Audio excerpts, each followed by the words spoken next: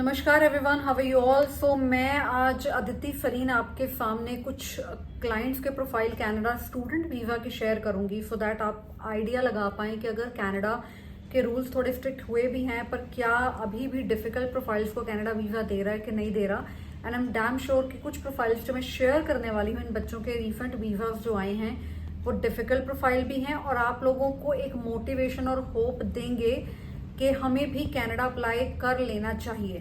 तो मेरे पास कुछ रीजंस हैं कि आपको अभी भी कनाडा क्यों अप्लाई करना चाहिए। The very first thing is कि जो ऑस्ट्रेलिया चल रहा है अभी, ऑस्ट्रेलिया पंजाब के एप्लीकेशंस को लेके इज गोइंग रियली टाइट और इनके जो फंड्स रिक्वायरमेंट है वो भी बहुत ज़्यादा स्ट्रिक्ट है। ओवरऑल ऑस्ट्रेलिया जो है हैप्पीली स्टूडेंट्स को एंटरटेन नहीं कर रहा। And same with the New Zealand and Australia, both the countries are getting very very strict and tight as far as the documentation is concerned, right? दूसरी बात रह जाती है कि जी कनाडा का बजट बहुत ज़्यादा है। जी मेरे अकॉर्डिंग कनाडा का बजट शायद इतना ज़्यादा नहीं है। कैलकुलेट लोग सिर्फ जीआईसी डबल होने को उसी नज़र से कर रहे हैं। सो मेरे अकॉर्डिंग ये भी गलत धारणा है। इसके लिए मैं एक और वीडियो बनाऊंगी जल्दी और आपको बताऊंगी कि कनाडा का बजट अभी भी बजट फ्रेंडली क्यों है। और कनाडा में रही बात, काफ़ी क्लाइंट्स मेरे पास आते हैं जी कनाडा इसलिए नहीं भेजना चाहते कि शोर बहुत पड़ा हुआ है कि यहाँ पर जॉब्स नहीं है। मुझे लगता है कनाडा कोई बहुत छोटी कंट्री नहीं है कि अगर एक एरिया में जॉब नहीं मिल रही है तो पूरे कनाडा में जॉब्स नहीं है, ऐसा कुछ भी नहीं है। जॉब्स भी हैं। मुझे लगता है स्किल्ड पर्सन को जॉब की कभी भी कहीं पर भी प्रॉब्लम नहीं आती। सो आप मेरा एक हिंट तो समझ ही गए होंगे कि अगर आप स्किलफुल हैं तो job is not a problem. So now will get back to the point कि हम कुछ प्रोफाइल्स आज शेयर करेंगे स्टूडेंट वीज़ा के, जहां से आपको एक मोटिवेशन मिलेगी कि किन किन तरह के बच्चों को आजकल वीज़ा मिल रहा है। सो मैं ये वही प्रोफाइल शेयर करने वाली जिनको रिसेंटली अभी वीज़ा मिला है। सो और इससे आपको एक रुख एम्बेसी का भी पता चल जाएगा कि किस तरह के स्टूडेंट्स को वो लेके कंफर्टेबल है वीज़ा देने में। सो सबसे पहला प्रोफाइल में शेयर करूंगी मेरे स्टूडेंट एक्स का। मैं अभी नाम यहाँ पर नहीं लूंगी। ये बच्चे का रिसेंटली वीज़ा लगा है। अगर आप देख पा रहे हैं स्क्रीन पे, तो ये बच्चे का वीज़ा लगा 29/7 को। ये जो डेट अभी आपको डिस्प्ले हुई थी 29 जुलाई की, आज हम अगस्त में हैं। ये डेट वो होती है जब इसको वीज़ा अप्रूव हुआ था। ये अप्रूवल डेट है यहाँ पे। तो अप्रूवल डेट इस वीज़ा के बाद फिर उसकी स्टैंपिंग हुई, वीज़ा आने में, बच्चे को टिकट अरेंज करने में अगस्त की एंड हो चुकी है। ये बच्चे का प्रोफाइल ऐसा है जी, ये बच्चा ग्रेजुएट है और ग्रेजुएट होने के बाद इस बच्चे के पास 7 बैंड बिल्कुल भी नहीं थे। इस बच्चे के पास हैं महज 6 बैंड। ये देखिए, मैं आपको बैंड भी दिखा रही हूँ, मैं आपको प्रोफाइल प्रॉपर। तो इसका ये देखिए ओवरऑल 6.5, रीडिंग में 6, writing 6, speaking 6 and overall 6 band है। उसके बाद अगर आप बच्चे के डिग्री चेक करेंगे तो ये जून 22 का पास आउट है स्टूडेंट और 2 साल का गैप अभी तक हो चुका है। सो आपने जो अभी स्क्रीन पे प्रोफाइल देखा है वो यही बच्चा था। ओवरऑल ये बच्चे के 6 बैंड है, ग्रेजुएट स्टूडेंट, 2 साल का गैप है। 6 बैंड पे इसका वीज़ा लगेगा कि नहीं। स्टूडेंट तो बहुत डरा हुआ था और मुझे भी डर लग रहा था, बिकॉज मुझे ही लग रहा था कि कनाडा की सिचुएशन बहुत टाइट है, रूल्स बहुत स्ट्रिक्ट हो गए हैं। तो शायद इस सिचुएशन में, क्योंकि रिक्वायरमेंट ये कहती है कि ग्रेजुएट के पास 6.5 बैंड होने चाहिए, इस बच्चे को अगर 6 बैंड पे वीज़ा मिलता है तो ये अपने आप में एक बहुत पॉजिटिव रुख है एम्बेसी का कि अप्लाई करो, वीज़ा आ रहे हैं, बजट मैनेज हो सकता है। आप उस कंसल्टेंट से मिलिए जो आपको बजट फ्रेंडली आपको कॉलेज दे पाए। वीज़ा भी कोई प्रॉब्लम नहीं आएगी। आप अच्छा कॉलेज लें जहाँ पर आपको वर्क राइट मिलेगा, कोई दिक्कत नहीं आएगी। सो अब आगे बढ़ते हैं सेकंड प्रोफाइल पे। ये बच्ची है कपूरथला से मेरे पास, मनमीत कौर। और मनमीत का प्रोफाइल ऐसा है कि बच्ची के बैंड तो प्रॉपर थे, ईच में 6 थे। बच्ची 12वीं की स्टूडेंट है और 12th इस बच्ची की है 2022 में। मैं आपको इसका 12th का डॉक्यूमेंट भी दिखा देती हूँ और वीज़ा भी दिखा देती हूँ, तो you will get an idea. ये देखिए, मैट्रिकुलेशन है 2020 की। And if we talk about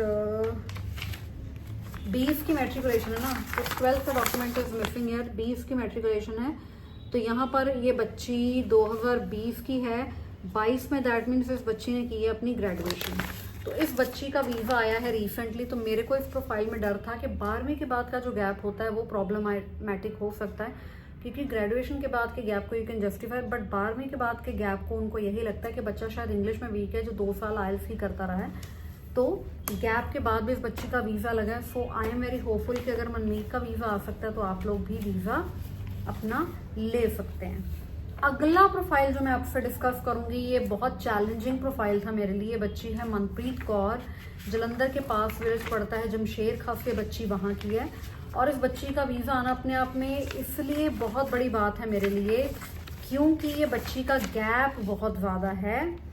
अगर बात करें इस बच्ची की 12th की, सीनियर सेकेंडरी मेरे हाथ में है, ये बच्ची की सीनियर सेकेंडरी आप देख सकते हैं, ये है 2020 की।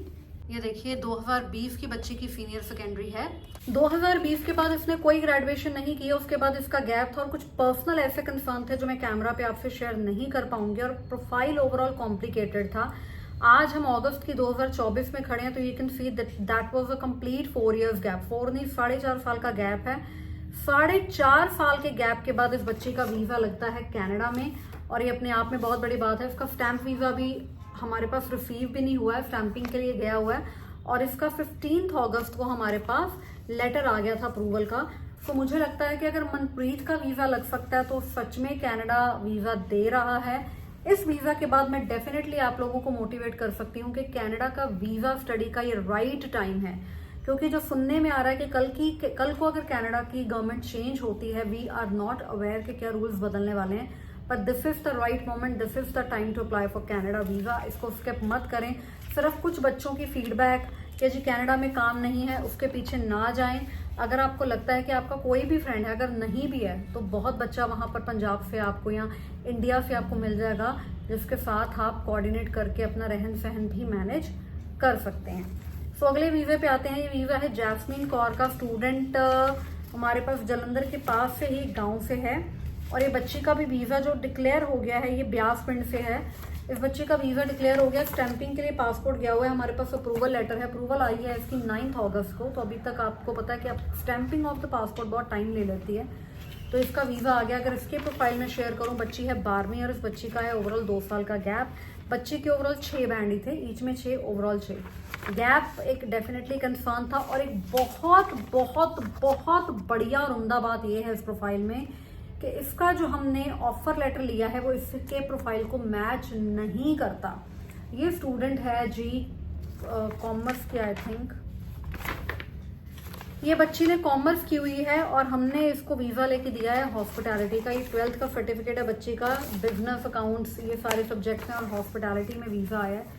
जबकि कॉमर्स के स्टूडेंट को हॉस्पिटैलिटी में वीजा मिलना अपने आप में एक बहुत बड़ा चैलेंज है। मुझे बहुत डर था, पर क्योंकि क्लाइंट एरिया स्पेसिफिक था कि we have to get that particular area only, so हमारे पास ऑप्शंस कम थी।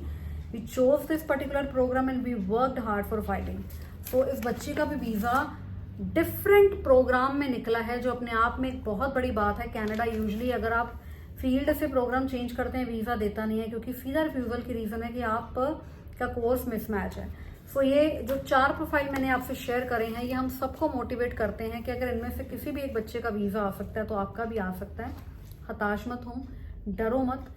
ब्यूटीफुल बात हमेशा से कनाडा की रही है कि कनाडा रिफ्यूजल के बाद भी सुनता है। अगर आपकी 3 रिफ्यूजल्स भी हैं, अप्लाई कर डालो, क्योंकि आज नहीं तो कभी नहीं। और ऐसा नहीं होता कि हम 2 साल बाद ट्राई कर लेंगे। 2 साल के बाद उस कंट्री के क्या हालात हैं, वीजा की क्या सिचुएशन है, यू डोंट नो। और जैसे कि हम सबको पता है कि कनाडा की गवर्नमेंट चेंज होने वाली है। गवर्नमेंट चेंज होने के बाद अगर स्टूडेंट वीजा के रूल्स और स्ट्रिक्ट हो गए तो हम कुछ नहीं कर पाएंगे। और शायद सुनने में आ रहा है कि कनाडा में शायद यूनिवर्सिटीज ही रह जाएंगे और बच्चे को सिर्फ डिग्री में ही वीजा मिला करेगा। सो ये भी एक अहम पॉइंट है ध्यान में रखने के लिए। इससे पहले कि रूल्स बहुत स्ट्रिक्ट हो जाएं और हमारे अप्लाई करने के लायक ही ना रहें 3 साल के बाद, आज अप्लाई करें। कोई भी कंट्री का वीज़ा के लिए जो एक वे होता है या रुख होता है वो सेम नहीं रहता। हमने बहुत उतार चढ़ाव इस इंडस्ट्री में देखे हैं। एक कंट्री आज स्पाउस वीज़ा देती है, कल उसको बंद कर देती है। So visa situations are not in our hands. The only thing that which we are having in our hand is to apply, get the band and apply for student visa. So I hope ये कुछ चंद profile आपको motivate करेंगे कि अगर इन लोगों का visa लग सकता है तो आपका डेफिनेटली लग सकता है। आप अगर हमसे अप्लाई करना चाहते हैं, नीचे लिखे नंबर्स पर ज़रूर कॉल करें एंड विल मेक श्योर कि आपकी फाइलिंग को बहुत ध्यान से डाला जाए। बिकॉज मैं ये नहीं कहती कि हर अरे गरे बच्चे को भी कनाडा वीज़ा दे रहा, नहीं। We have worked really hard in filing दमदार होनी चाहिए। देखो, अगर सिर्फ फी पे करके वीज़ा आना होता तो कभी भी कॉमर्स बैकग्राउंड को अगर मैंने हॉस्पिटैलिटी का वीज़ा दिया तो वीज़ा ना आता। हमने फाइल को पेश अच्छे से किया है, एक्सप्लेनेशन बहुत ज़बरदस्त और दमदार डाली है, that is why this visa have granted. So आप ये देखिए कि जो भी एजेंट से आप अप्लाई कर रहे हैं वो फाइलिंग में आपके मेहनत करें, क्योंकि हर अच्छे प्रोफाइल को तो वीज़ा कोई भी लेके दे सकता है। दिक्कत है गैप वाले प्रोफाइल को, कॉम्प्लिकेटेड प्रोफाइल को कोई वीज़ा लेके दे, वो बात होती है। सो आई होप ये मेरी बातों से आप मोटिवेट हुए होंगे और आप मन बना चुके होंगे कि अप्लाई करेंगे। और प्लीज़ अगर आपको ये वीडियो अच्छा लगा हो, चैनल को ज़रूर सब्सक्राइब करें, शेयर करें and please hit the bell icon. Thank you so much.